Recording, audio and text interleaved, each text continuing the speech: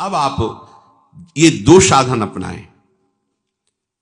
पहला लक्ष्य तो आराध्य देव, इस दूसरे में दो साधन, जहां जहां मन जाए वहां से हटाकर अपने लक्ष्य में लगाना, या जहां जहां मन जाए वहीं वहीं आराध्य देव की भावना कर लेना। बस बात बन जाएगी। आराध्य देव की भावना, मेरे प्रभु हैं, ये भी मेरे प्रभु हैं। ये जो वस्तु सामने दिखाई दी, ये पहले नहीं थी, प्रभु ही थे। ये बाद में भी नहीं रहेगी, प्रभु ही रहेंगे। बीच में इस वस्तु के रूप में प्रभु ही हैं। मेरी दृष्टि काम नहीं कर रही, ठीक नहीं देख पा रही, पर है प्रभु ही। ऐसा शास्त्र कहते हैं, ऐसा सदगुरुदेव कहते हैं, ऐसा आचार्य कहते हैं। साधक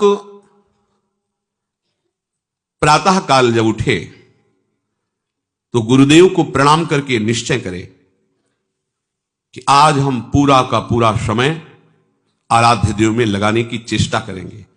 जो पूर्व में हमसे त्रुटियां हुई हैं उनको आज नहीं करेंगे, अब नहीं करेंगे, ऐसी बात नहीं। हमें वर्तमान को संभालना है, तभी आपके अंदर सामर्थ्य आएगी। आज से कभी नहीं करेंगे तो आप हो सकता है ना चल पाए, क्योंकि आप में इतनी संकल्प पवित्र बुद्धि नहीं है, इतना जोर का संकल्प नहीं है कि आपने कह दिया कि आज के बाद नहीं करेंगे तो ये भीष्म प्रतिज्ञा हो गई। आप में नहीं है ऐसी सामर्थ्य। यद्यपि आप सामर्थ्यवान हैं, पर अपनी सामर्थ्य को भूल चुके हैं। तो क्या करें?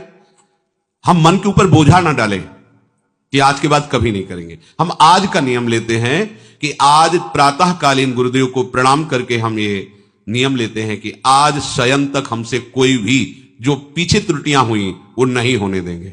पूरा का पूरा समय भगवत चिंतन करते हुए ही हम कार्य करेंगे।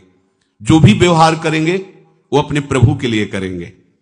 ठीक, अगर रात्रि में शयन करते समय हम पुनः इसका चिंतन करें कि जो हमने प्रातःकालीन नियम लिया था उसमें कितनी त्रुटि हुई, ये करना ही चाहिए उपासक को। ओह, आज तो इतना समय चूक हो गई, तो चिंतन करते हुए शयन करें, प्रातःकालीन फिर नियम ले। जो कल त्रुटि हुई थी वो आज नहीं हो। एक दिन साधक देखेगा कि उसका मन असाधन रहित हो गया है, त्रुटि रहित हो गया है। पर आपको जांच करनी होगी, रोज का रोज आपको जांच करनी होगी, रोज का रोज आपको नियम लेना होगा, सुधार करना होगा। ये प्रारंभिक साधन की बात है। तीसरी बात कह रहे हैं, मन को वश में करने के लिए नाम जप सर्व सामर्थ्यशाली साधन है। लक्ष्य श्यामा श्याम, जहां जहां मन जाए वहां वहां से हटाकर लक्ष्य में श्यामा श्याम में लगाना, या जहां जहां मन जाए वहां श्यामा श्याम को देखने की भावना करना। प्रातः काल से शयन काल तक की दिनचर्या को जांच करके उसमें त्रुटियों को निकालना। अब यह निश्चय कर लेना कि नाम हमारा जीवन है। यह बहुत बड़ी बात। जो चाहत है नित्य सुख अरु मन को विश्राम, हित ध्रुव हित सो भजत रहू, पल पल श्यामा श्याम श्यामा श्याम। मन चंचलता रहित हो जाएगा, नित्य सुख का अनुभव प्रकट हो जाएगा। आपको आवश्यकता है प्रतिपल श्यामा श्याम श्यामा श्याम। राधा वल्लभ श्री हरिवंश, राधा वल्लभ श्री हरिवंश।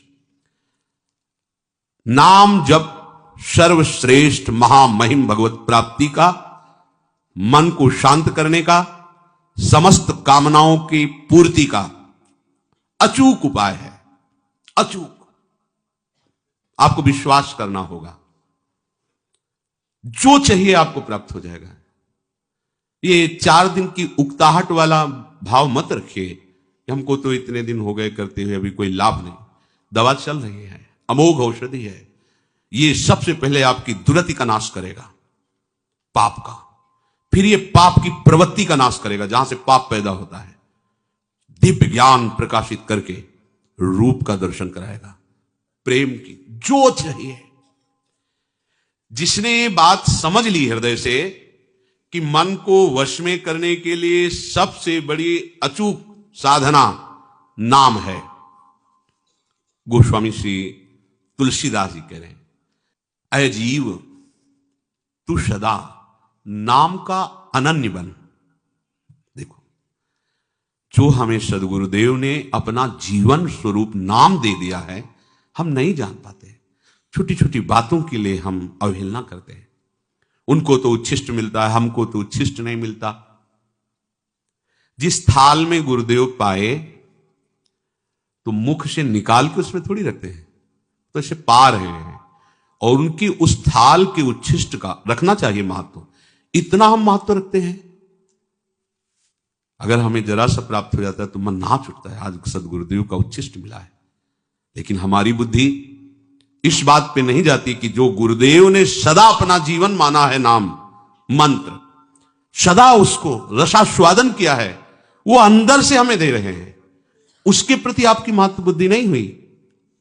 विचार कीजिए, गुरुदेव का वो उच्छिष्ट जो जीवन है, उनका स्वाद लिया है, उसका उसी में है वो, और वो दे दिए, उस पे महत्व बुद्धि नहीं है। हमें क्या दिया गुरुदेव ने?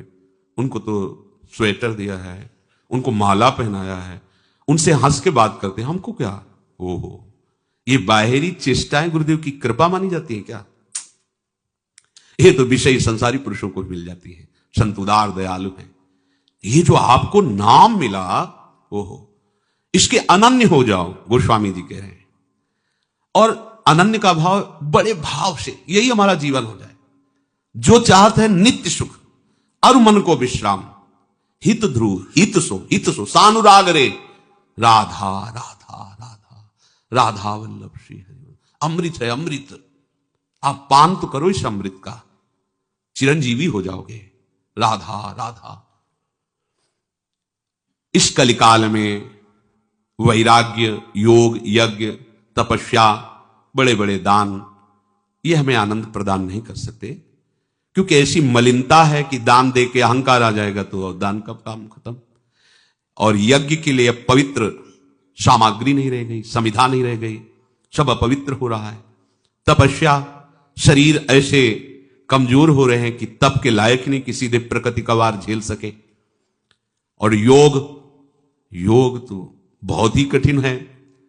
8 घंटे 10 घंटे सिद्धासन में बैठे हुए और पद्मासन लगाए हुए आराध्य देव के चिंतन में डूब, बड़ा कठिन है। यहां 30 मिनट एक स्थिति में तो बैठा नहीं जाता है, हिलाना डुलना, 8 घंटे 10 घंटे बिना हिले डुले, कितना कठिन योग है। प्राणों को वश में करके, शरीर को वश में करके, इंद्रियों को वश में करके, चित्त की वृत्ति का निरोध करके परमात्मा चिंतन, कितना कठिन। और वैराग्य, अब कैसा वैराग्य है? हंसी लायक वैराग्य है, उपहास करने लायक। हर वस्तु, हर व्यक्ति जैसे संसार के सुखों में मगन है, वैसे ही हमारा मन भी। तो बाहर से कपड़ा बदलने से हम वैरागी थोड़ी हो गए। राग का त्याग ही वैराग है। वैराग बिना राग का, बिना आसक्ति का, विरक्त, कहीं आसक्त नहीं, ऐसी स्थिति नहीं है। सब जगह से आसक्ति हटा ली तो शरीर में आसक्ति है, अपनी इंद्रियों का दुलार, कहां वैराग? वैराग्य प्रभु के सिवा कुछ और स्मृति में नाना, यही सच्चा वैराग्य है। कोई भोग, कोई व्यक्ति, कोई स्थान, कोई मान बड़ाई, कुछ नहीं, एकमात्र आराध्य देव। ये हो गया राग रहित स्थिति, तो बड़ा कठिन है। ये सब तुम्हें प्राप्त हो जाएगा। ये अलग अलग करके निर्वाह करना कलिकाल बड़ा कठिन है, लेकिन इनका जो फल है वो सब तुम्हें प्राप्त हो जाएगा, एकमात्र केवल नाम का आश्रय लेने से, नाम का स्मरण करने से। शास्त्रों में 2 बातें बताई गई, एक विधि और एक निषेध। ये करना है और ये नहीं करना है। कितना पढ़ोगे शास्त्र? गोस्वामी जी कह रहे हैं हम तुम्हें 2 शब्दों में बता देते हैं। मेरी अनुभूति और सम्मति, प्रभु का स्मरण करना सब विधियों का परम विधि है। नाम जप रहे हो, पूरा विधि से चल रहे हो आप, और प्रभु का नाम भूल गए, सबसे बड़ी निषिद्ध बात हो गई। 2 बातों में बांध दिया। विधि श्यामा श्याम का स्मरण, अब और कोई विधि हमें जानने की जरूरत नहीं। निषेध, श्यामा श्याम को भूल गए, इससे बड़ा कोई निषेध नहीं। श्यामा श्याम को भूल जाना सबसे बड़ा निषेध काम हो गया हमारे द्वारा। गुरु के वचनों की अवहेलना, शास्त्र की अवहेलना हमसे हो गई, क्योंकि हम प्रभु को भूल गए जिस क्षण, सबसे बड़ा निषिद्ध कार्य हो गया। गोस्वामी जी कह रहे हैं कि जो नाम है ये महामणि है, और ये जो संसार है ये सांप है। अगर ये कुछ भी तुम्हें सुख दिखाई दे रहा है इसमें, तो उसी आनंद समुद्र के एक अंश का है। और उस सुख का परम सुख नाम उसको ले लो, संसार से अलग कर लो। जैसे सांप से मणि अलग कर लो तो फण पटक कर मर जाएगा, ऐसे ही तुम नाम शुरू करो, ये संसार मर जाएगा। तुम्हारे चित्त में जो संसार बसा हुआ है ये मर जाएगा। तुम्हारा मन जो विषयों में फंसा हुआ है ये मर जाएगा। मन मारिया तन बस में कीन्हा, हुआ भरम सब दूर। बाहर से कछ दिखत नाही, अंदर चमके नूर। आपो त्याग जगत में बैठे, नहीं किसी से काम। उनमें तो कछु अंतर नाही, संत कहो चाहे राम। वो हो गया, भगवत स्वरूप हो गया। जैसे मणि ले लेने पर सांप जिंदा नहीं रह सकता, ऐसे नाम रूपी मणि संसार में अपने पास तुम ले लो तो संसार जिंदा नहीं रहेगा, अर्थात संसार संसार नहीं रह जाएगा, ये भगवत स्वरूप हो जाएगा।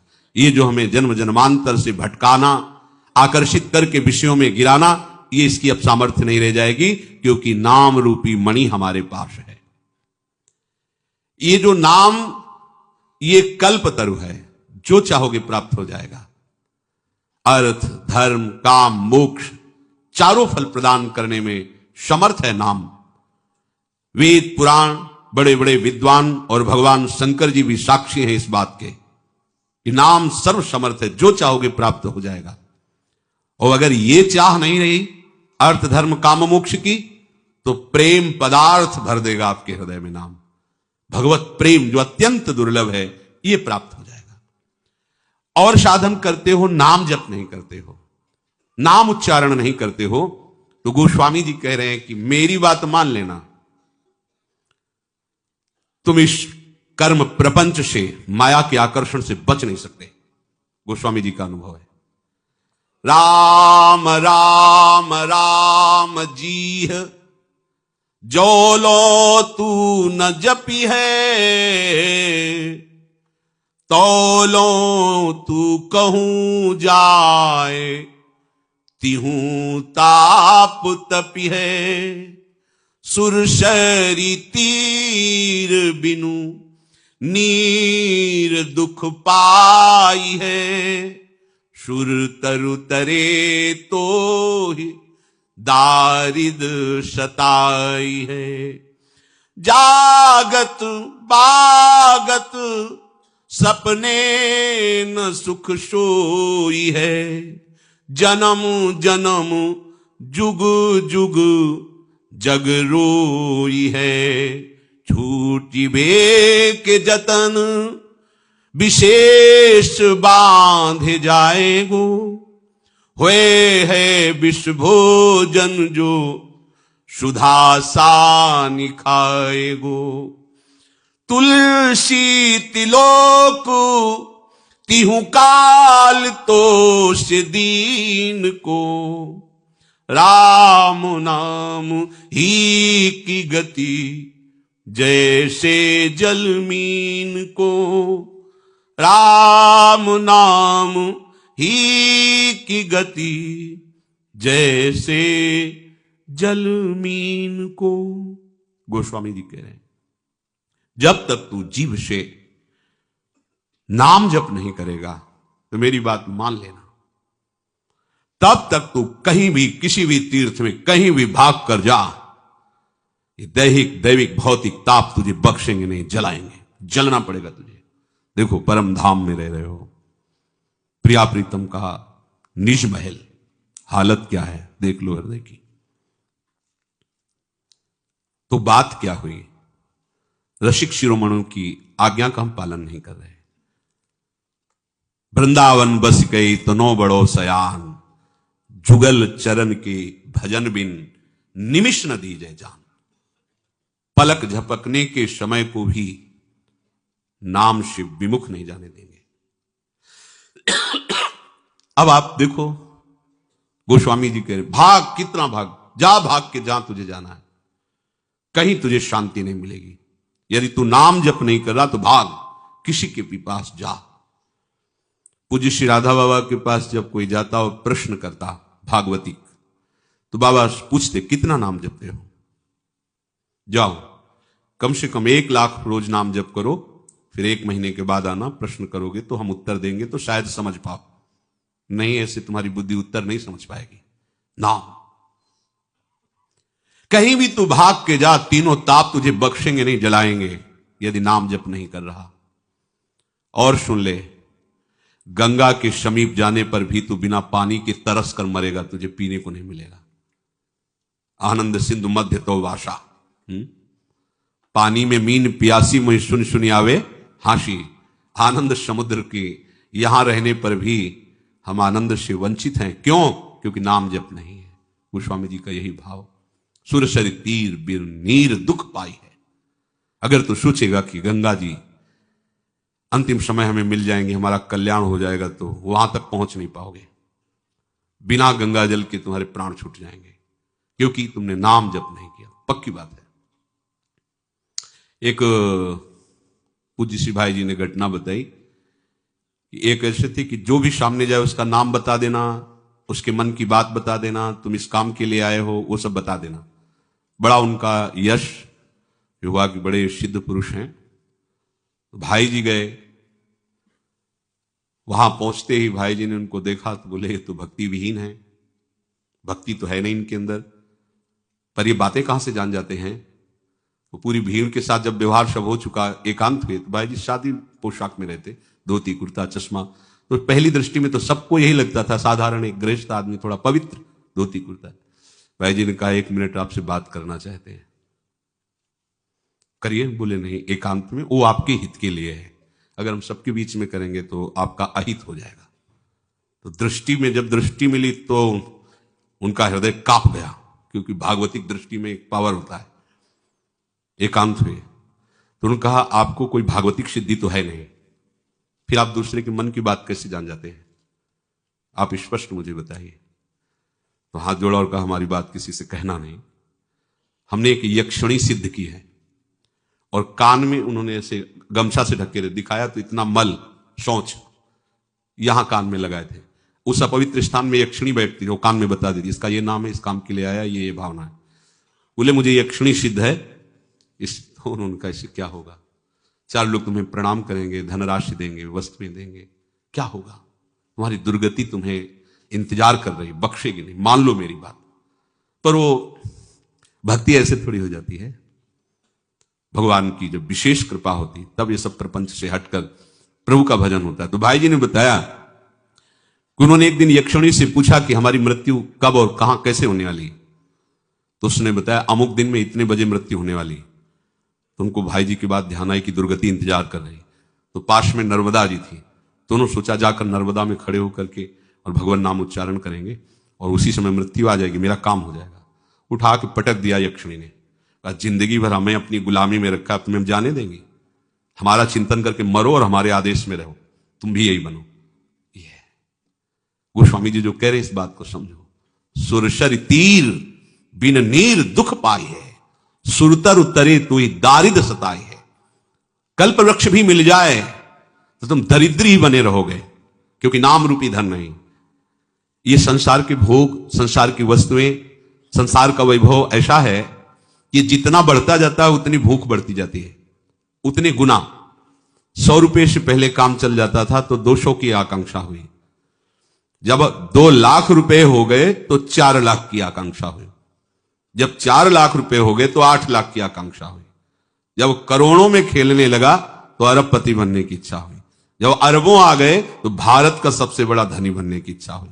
भारत का धनी बन गया तो विश्व में सबसे ज्यादा धनाढ्य मैं हूं, अगर वो भी हो जाए तो देवराज के पद की भावना जागृत हो। ये सुरसा है, सुरसा। ये दुगना अपना मुख बढ़ाती चली जाएगी, कितना आप कामनाओं की पूर्ति।